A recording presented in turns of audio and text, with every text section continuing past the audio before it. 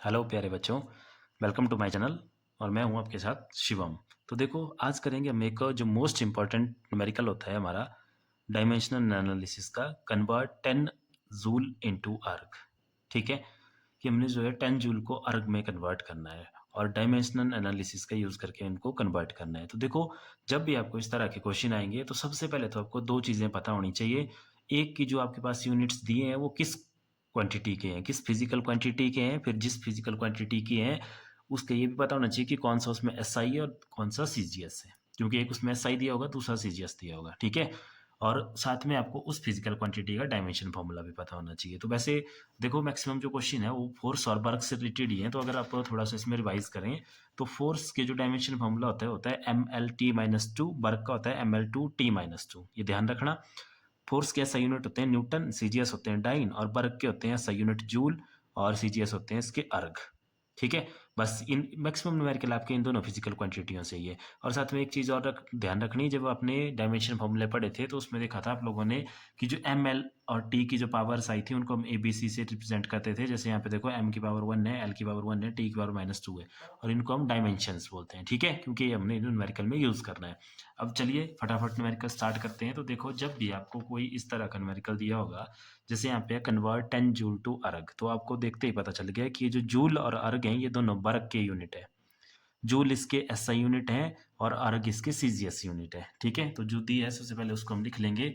हम लिखेंगे कि 3 स्टेप में करेंगे हम इसको। तो देखो, सबसे पहले स्टेप 1 आप लिखेंगे joule and erg are unit of work, unit of work. ठीक है, तो जो फिजिकल क्वांटिटी दी है उसका डायमेंशन फॉर्मूला लिख देना। सभी क्वेश्चन ऐसे ही होंगे सेम। तो देखो, dimensional formula of work, formula of work, तो जो कि आपके पास होता है M L two T minus two, अभी देखा था। ठीक है, अब देखो यहाँ से हमने ए बी सी की वैल्यू नोट कर लेनी इसके डायमेंशन से। तो A is equal to, B is equal to, and C is equal to. तो अभी मैंने आपको बताया कि जो ए होता है वो एम की पावर होती है, तो ये हो गया 1, बी कितना है यहाँ पे 2 एल की पावर, और सी होती है टी की पावर, वो है माइनस 2। ये तीनों पावर हमने नोट कर लेनी, ये डायमेंशंस नोट कर लेने। ये हमारा पहला स्टेप कंप्लीट हो गया यहाँ तक। ठीक है, अब है हमारे पास नेक्स्ट स्टेप नंबर 2। सारे के सारे क्वेश्चन बिल्कुल ऐसे ही करने हैं आपने। ठीक है, अब स्टेप 2 में आपको पता है कि इसमें जो यूनिट्स दिए गए हैं वो आपके पास जैसे वर्क के हैं, और जो जूल है आपके पास वो एस आई है, और जो अर्ग है वो सी जी एस है। ठीक है, तो जो गिवन होंगे, जैसे यहाँ पे गिवन देखो, एस आई वाला गिवन है, एस आई की वैल्यू गिवन है 10। ठीक है, सी जी एस की हमें फाइंड आउट करनी है। तो उल्टा भी हो सकता था कि आपको अर्ग की वैल्यू दी होती, मतलब सी जी एस में दी होती, यहाँ दी हुई है एस आई में, तो जिसमें भी दी होगी उसको आपने लेफ्ट साइड में बनाना। तो यहाँ पे बनाएंगे हम अपना एस आई सिस्टम। ठीक है, एसआई सिस्टम ऑफ यूनिट, और दूसरी तरफ बनेगा आपका सीजीएस सिस्टम, सीजीएस सिस्टम। ठीक है, अगर मान लो सीजीएस दिया होता फिर इसको इस साइड बनाना था। अब देखो, इसमें जो आपकी मेन फंडामेंटल फिजिकल क्वांटिटी है 3, मास लेंथ टाइम, उनके बारे में लिखेंगे। तो देखो, इसमें जो मास है उसको m1 से लिख लेंगे हम, लेंथ l1 से, टाइम t2 से। सेम यहाँ पे भी इसको m2 से लिख लेंगे, मास लेंथ l2 से, टाइम t2 से। यहाँ क्या आएगा, टाइम t1 आएगा। ठीक है, पहले वाले सिस्टम में 1 1 से। और देखो, जो न्यूमेरिक वैल्यू दी होगी उसको ले लेंगे यहाँ पे n1, और इधर जो न्यूमेरिकल वैल्यू हमें फाइंड आउट करनी है उसको देंगे n2। ठीक है, मतलब क्या है, देखो देखते हैं। जैसे देखो, m1 एसआई में मास को किस में मेजर करते हैं, 1 किलोग्राम में, लेंथ को 1 मीटर में, टाइम को 1 सेकेंड में, और ये n1 है जो आपके पास न्यूमेरिकल में वैल्यू दी हुई है, जैसे 10 जूल दिया हुआ है ना। ठीक है, तो ये 10 आ जाएगी इसकी वैल्यू। सेम यहाँ पे देखो, सीजीएस में मास को किस में मेजर करते हैं हम, 1 ग्राम में, और लेंथ को 1 सेंटीमीटर में, और टाइम को 1 सेकेंड में ही मेजर करते हैं, और ये n2 हमें फाइंड आउट करना है। ठीक है, क्लियर है। अब देखो, हमने इन दोनों सिस्टम को कंपेयर करना है, तो इनके यूनिट्स को हम बराबर कर लेते हैं। जैसे फॉर एग्जांपल यहाँ पे केजी है, तो हमें केजी का पता है कि इसमें जो है 1000 ग्राम होते हैं, और 1 मीटर में 100 सेंटीमीटर होते हैं, और 1 सेकंड तो 1 सेकंड के इक्वल ही है, बाकी ये बराबर है, और इसकी हमें वैल्यू फाइंड आउट करनी है। ठीक है, ये हो गया स्टेप 2 कंप्लीट। यहाँ पे आपका मेन चीज़ का वही ध्यान रहेगा कि आपने ध्यान रखना जो सिस्टम गिवन है उसको लेफ्ट साइड में बनाए।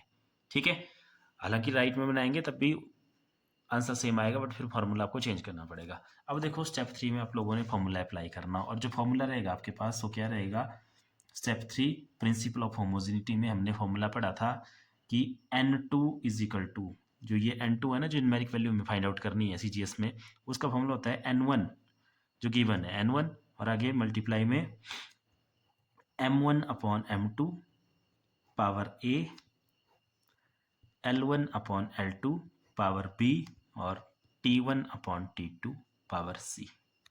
ये फॉर्मूला हमेशा यूज़ करना है इसी तरह से जब हमने N2 को फाइंड आउट करना है, ठीक है। और N2 कब आएगा, जब आप जो अननोन वैल्यू है उसको राइट साइड में वो वाला सिस्टम बनाएंगे।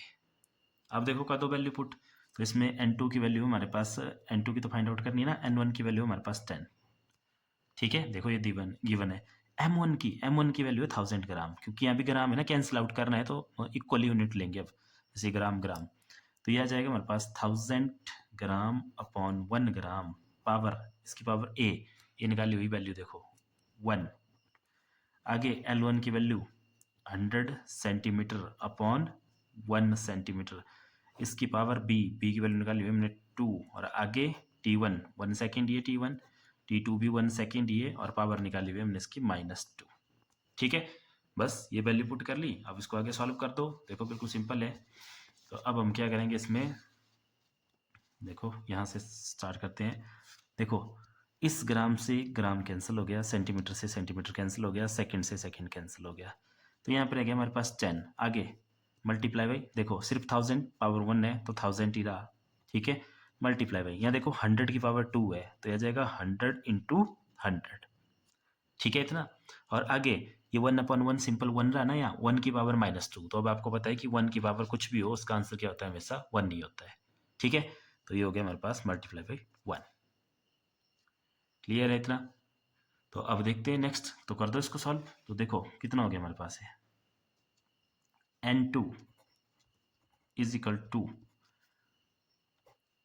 1 2 3 4 5 6 7 8, मतलब या तो 8 0 लगा दो या 10 की पावर 8 लिख लो इसको सिंपल, ठीक है। तो यह क्या आंसर, अब N2 क्या था हमारे पास, N2 था इसमें अर्ग, तो देयरफॉर हम आंसर लिख सकते हैं कि देयरफॉर जो 10 जूल है हमारे पास, 10 जूल वो कितने अर्ग के इक्वल होते हैं, 10⁸ अर्ग के इक्वल होते हैं। ये आपका क्वेश्चन सॉल्व। तो इसी तरह का कोई भी क्वेश्चन आया हो बस सेम स्टेप फॉलो करने हैं और इसी तरह से अपने क्वेश्चन करना है, ठीक है। तो इस वीडियो में इतना ही, बाकी देखेंगे हम नेक्स्ट। Thank you.